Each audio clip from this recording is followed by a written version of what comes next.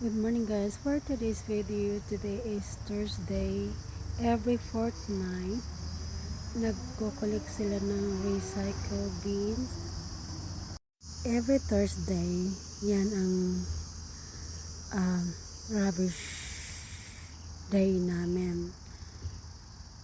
And every fortnight, yung yellow na yan ang recycle bin. Every fortnight lang sila nagko-collect niyan. And then ayan yung red, every week talaga yan siya. So ipakita ko sa inyo ang rubbish truck. Ayan na, okay na nga na yan.